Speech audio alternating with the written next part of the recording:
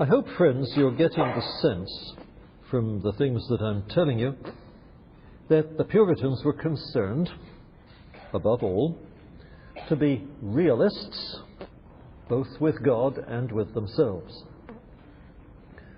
Realism is, I think, a virtue that needs to be isolated and underlined at most points in Christian history, certainly very much today, when we have a great deal of unrealism in our churches, tending actually to hypocrisy.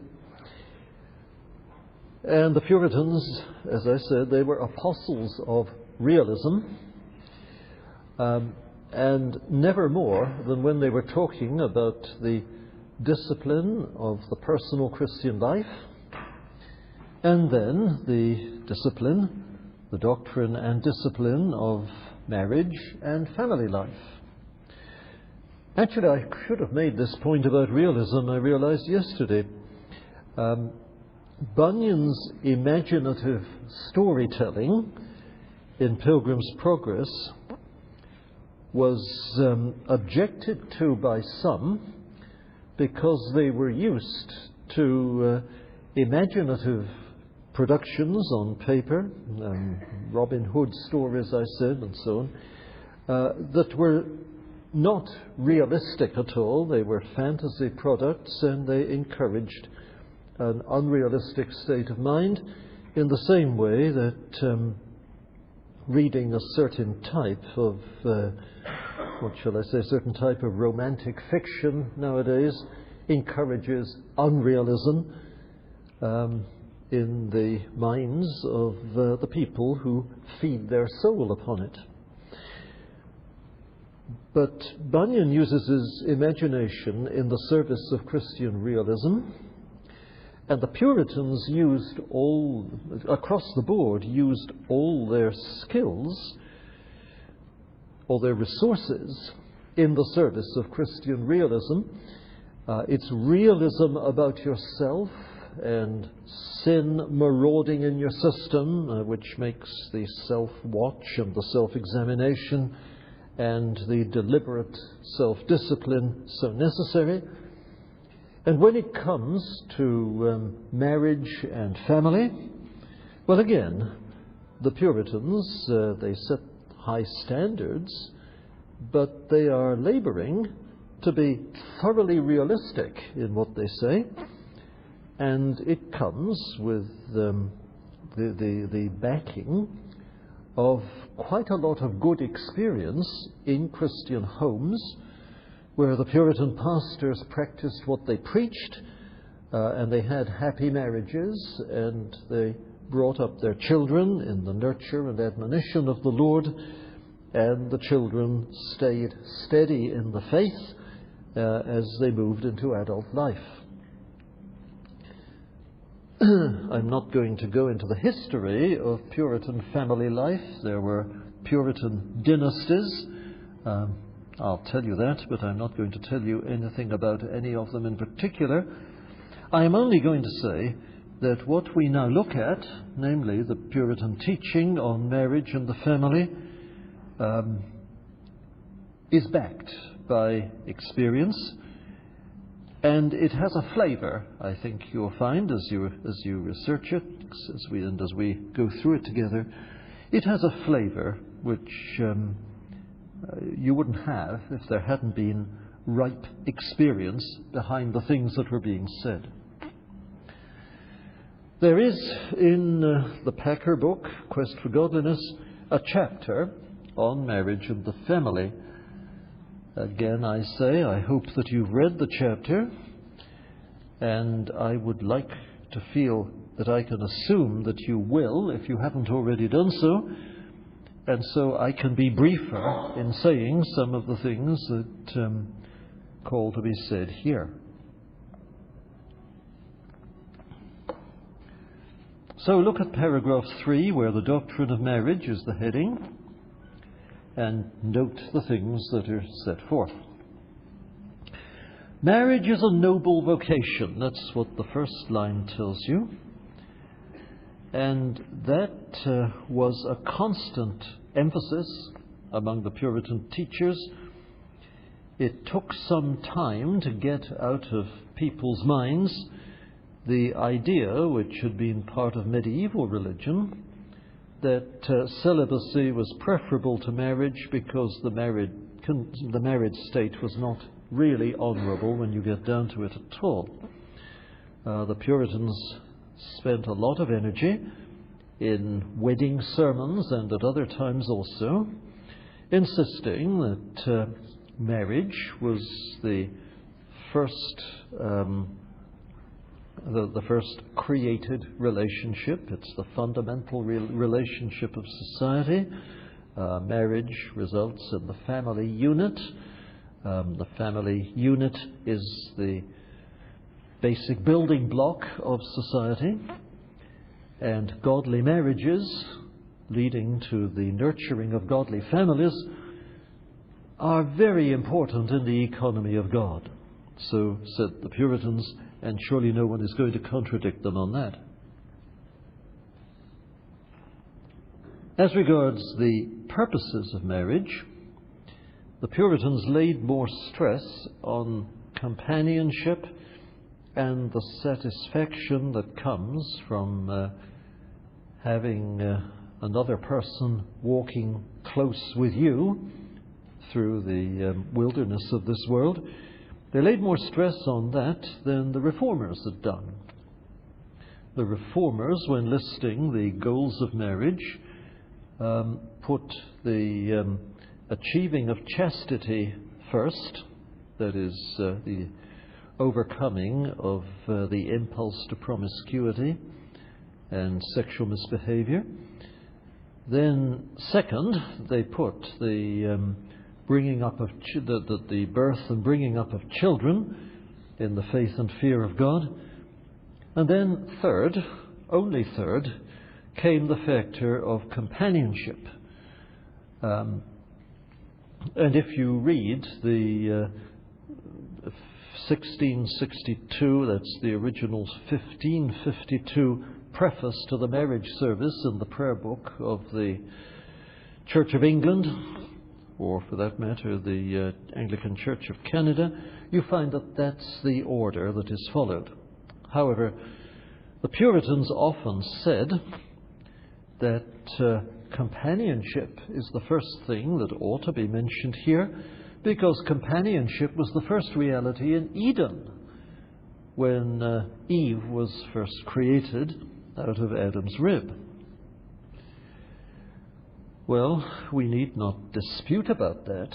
What we need to do, I think, is be glad that the Puritans laid such stress on the companionship and the joy of companionship as being at the very heart of the married relationship, as at least it ought to be, and as the married couple, from the moment they start building their relationship together, should be trying to make it.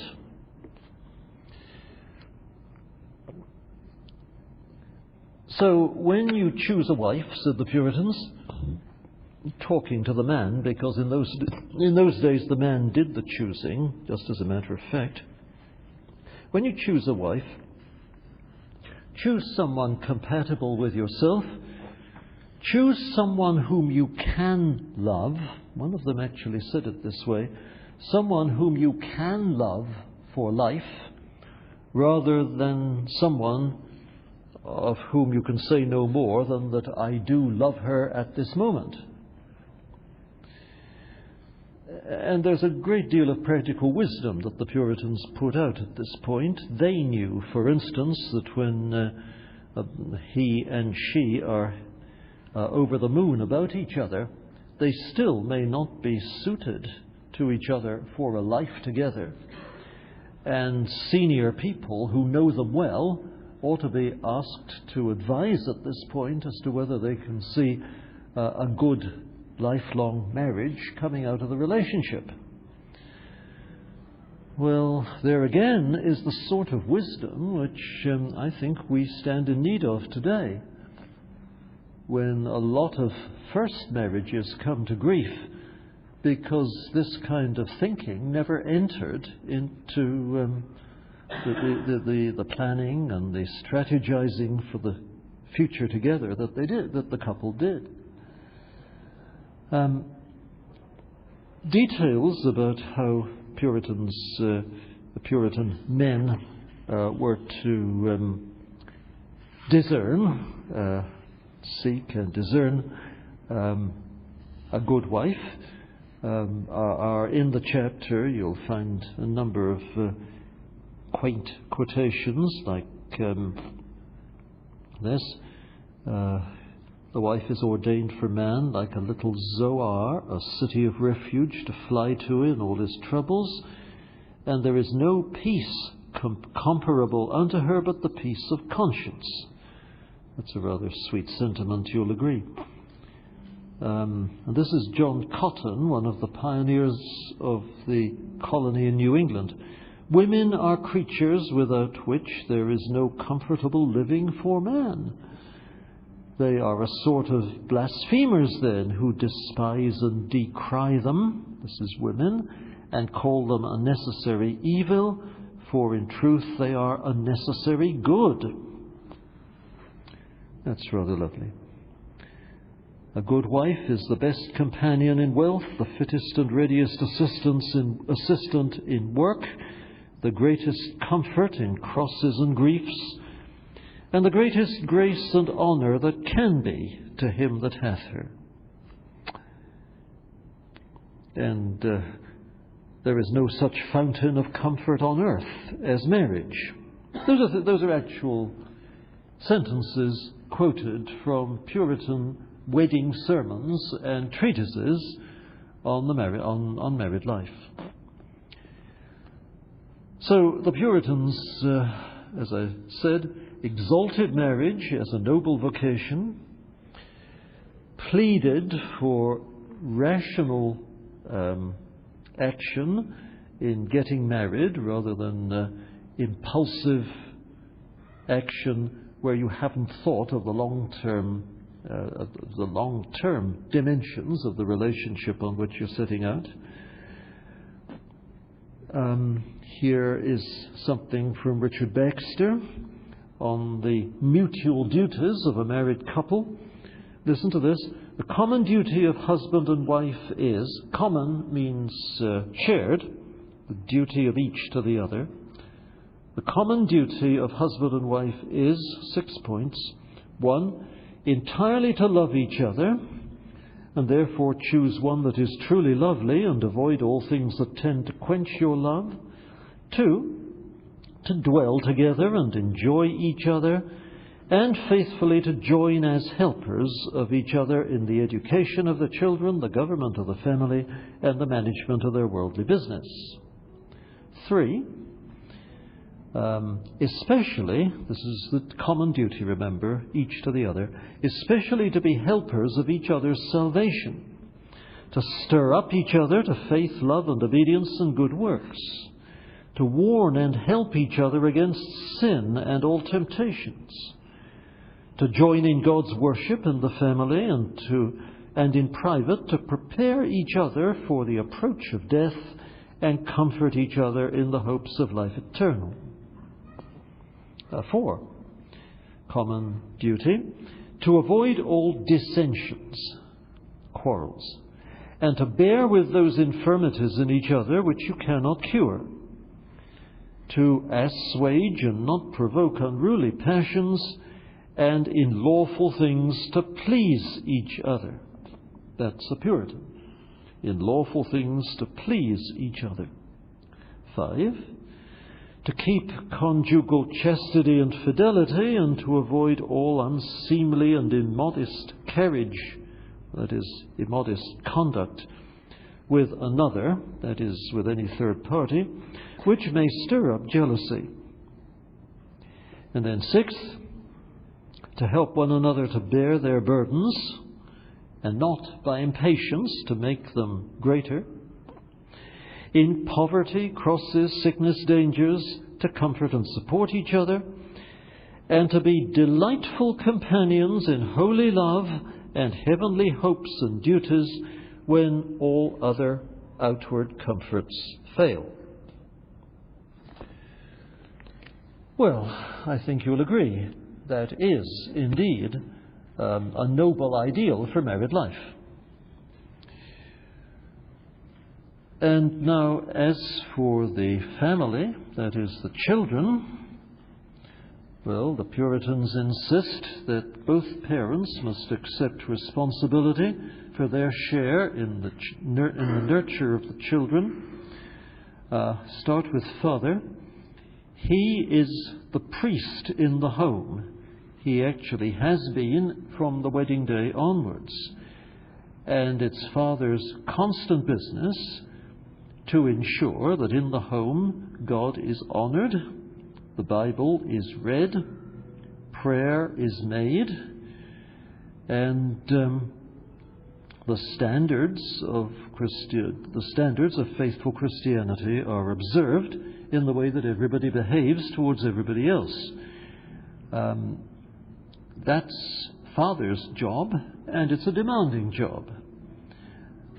In Richard Baxter's Christian Directory, there's a section called Christian Economics, using the word economics for home management, which is what originally the term meant, rather than the movement of money in manufacture and trade and exchange, which of course is what economics means when you use the word today. No, in Christian economics, all the instruction is about what the parents must do and how they're to bring up their children and so forth. And Baxter starts by stressing the responsibility of father. As I said, he's the priest in the home. He will conduct family prayers each day. Puritans envisage that happening twice a day, morning and evening. He will himself also read the Bible, maintain a life of personal prayer, read good books, stock his mind and his heart with wisdom to share with the family. As for mother, she is regarded as the proper person to be looking after the children when they're very young. She brings them into the world, she mothers them, she changes their nappies, she gives them basic instruction and everything. Father's job as a discipler of the children comes when they're a little bit older. The Puritans don't give any particular age, but father's job is to instruct the children in the faith with some sort of catechism to help him if he sees the need of that, as most do actually need that. And that, of course, comes later on. We're thinking now of children that are 7 or 8. But mother will have been caring for them all along the line and will continue to do so. Mother will constantly show respect to father and model for the children what respect for father means. And father, though, as I said, some of his work doesn't begin until the children are a few years old, father will be there with the children, modeling, in general terms, responsible godliness. The children, for their part, are called upon to learn obedience in early life, and father and mother must see that they do. It was a very Puritan emphasis when Mrs. Samuel Wesley, Susanna Wesley, John Wesley's mother, whose roots were Puritan, even though neither she nor her husband counted as Puritans at all in the days when they were rector and rector's wife at Epworth. She, however, insisted that all her children must learn obedience from their earliest days and must accept punishment if they lapse from obedience. and must learn to cry quietly if they've been punished, and it's reduced them to tears. Because, well, you can't stop a person who's been larruped from crying, a little person who's been larruped from crying. You don't want the whole household upset by the squalling noise that people who are crying sometimes make. Well, this was Susanna Wesley keeping her large family of children in order, and doing what Puritan wives and mothers had been taught to do for more than 100 years before her time. Well over 100 years, 200 years really. And the children, as I said, were to learn obedience. That was basic right at the start of their training. And then the family was to become as fully a religious unit, parents and children together, as could be. And that's the meaning of the bottom line in paragraph 4, home as a church. I said it a little while ago, father is priest for the family. He is responsible before God for the family's spiritual welfare, which he must seek to promote. But the whole family should become a unit of people seeking to please the Lord, whatever their age. And on Sunday, the family Sabbath, as I call it, they will all go to church together. And over lunch, they will do, as the Puritans taught the Lord's people to do, they will go over the sermon. There's a phrase that they used to use. They would repeat the sermon. That is, they would go over the points in it and would discuss them, and father and mother too, when appropriate, would enforce them for the full understanding of the children, who have been with the parents in church, but over whose heads quite a bit of the teaching might have gone. And then for the rest of the Sabbath, the family would be quiet. They might go out. They might go out for a walk.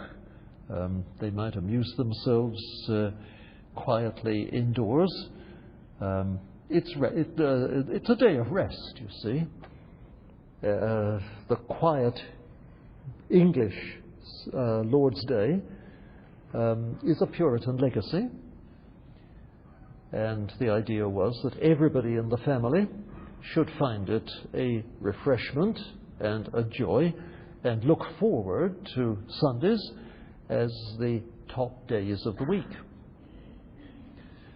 It's an ideal, of course, which is easier to express in words than to realize in practice.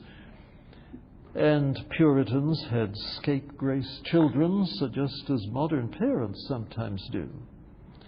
But the ideal was very clearly articulated, and surely, by biblical standards, very right-minded. And Puritan parents, as far as we know, regularly took their family responsibilities with full seriousness as the first dimension, shall I say, of their calling to serve God in the world. God has made you parents, right-ho. The children must be your first concern. The children and each other, I'd better say. So here you have the domestic ideal, which the Puritans taught. And the bottom line says again what we said earlier when we were talking. The Puritans sought order in every relationship, order in every aspect of personal life and group life. Method was their word for working out the best order in which to do things. Discipline is a word that we've discussed already. Freedom, love, and joy are words which you've heard me use to describe the quality of life that comes out of humbly and persistently seeking to maintain order method and discipline in the home. One further thing that I should say explicitly, because I didn't say it at the proper place, it's understood that not only will father and mother pray together and with the children when the children come along, so that there'll be home prayers, family prayers, but it's also understood that father and mother will spend time on their own with God in the closet, as the Puritans like to put it, meaning in some place where they can be on their own and read the Bible and pray without interruption. There is personal prayer. You don't leave that out because family prayer is coming. And there's family prayer. You don't leave that out because you've already had a quiet time. You plan for both. Well, now, I've come to the end of this analysis. I've already told you about the Puritan preparation for death. So though that's in the heading here, I mean the heading of the whole note, I need not say any more about it now, I don't think. We are coming up to the end of class. Are there any quick questions about the Puritan lifestyle which you would like to put before we separate? Yes, sir. What did the Puritans say About divorce? They were not all of a mind, that's the first thing to say. But most of them reckoned that if the marriage relationship had broken down, that is, if the father and mother, the couple, were irreconcilably at odds, well, the marriage has ceased to be reality in practice, and though divorce is an evil, it may, in those circumstances, be a lesser evil. Allowing for divorce isn't part of the ideal, but providing for divorce in a case like that is something which many Puritans were prepared to acknowledge, as well as acknowledging that if there's been marital unfaithfulness, then divorce is most certainly warranted, and there's no dispute about that from the New Testament. The breakdown of the relationship that I started by talking about was, to the Puritan way of thinking, an extension or a working out or an instancing of desertion. And you know, in 1 Corinthians 7, desertion is, in the judgment of most expositors, not quite all, but most, desertion is mentioned as a warrant for divorce. And this is I suppose I was saying this backward, really. Desertion, as these many Puritans understood it, was not limited to when a person packs their bags and leaves the home to get away from an abusive spouse. Desertion can be relational when the loving fellowship between the two of them has broken down. Milton, among Puritans, experienced that and wrote at length vindicating the appropriateness of understanding the breakdown of a marriage, thus understood as one form of desertion. Yeah? Was remarriage allowed? Yes.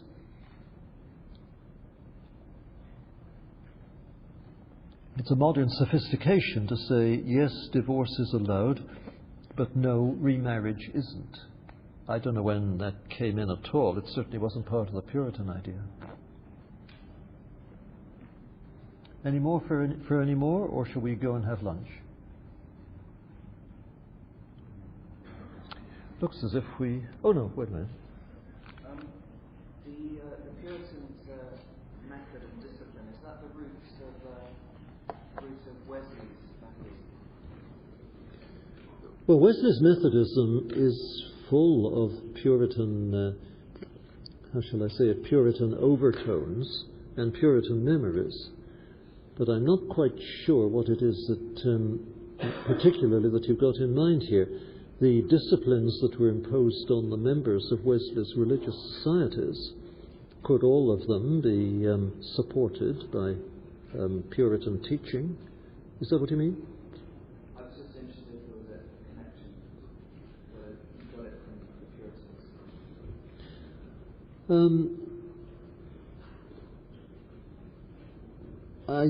I think it's more likely, frankly, that he got it. I mean, he got the moral ideals, the ideas of discipline in the family from his mother Susanna. His father Samuel was not a great exemplar or model of discipline. Samuel was an impulsive man whose life was a bit disorderly most of the time. But Susanna was a marvel of order. And in terms of moral standards, she brought up her children very well. That's my guess as to where Wesley got most of it from. He did read a lot of Puritan material, but it was material not so much about moral standards as about and discipline as about the realities of spiritual life. Yeah? I'm wondering how the people share their visions in the way of life in a practical sense. How they shared their common understanding. Is that what you mean by vision? One of the major channels. Well, the major channel of all religious teaching among the Puritans was actually the pulpit. The books that they wrote for each other were supplementary to what was preached from the pulpit. And they all thought of themselves as primarily preachers, instructing people from the Word of God in the pulpit. The things that I said about man and wife were all taken from Puritan wedding sermons, that's the pulpit. The things that I've shared with you about the children are taken from sources like Richard Baxter's Christian Directory in the Christian Economics section. So it's, as I say, it's preaching supplemented by the Puritan literature, the books. Okay? I think we're through, friends. It's lunchtime. And when we meet tomorrow, as you see, we've caught up with ourselves in terms of the announced topic or program. We shall be dealing with ministers, ministry, pastoral care, and all the different aspects of the clergy person's life. Okay? See you tomorrow.